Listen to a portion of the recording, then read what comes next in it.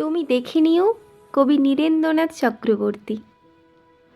একে একে বানিয়ে তুলব সব, তুমি দেখে নিও।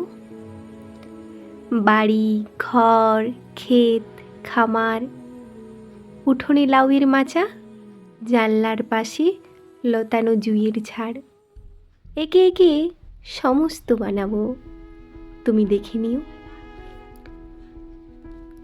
দক্ষিণে পুকুর থাকলে ভালো হয়, তুমি বলেছিলে, অবশ্যই থাকবে।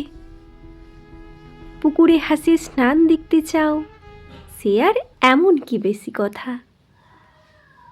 সাদা ও বাদামি হাঁস ছেড়ে দেব, যা চাও সমস্ত হবে।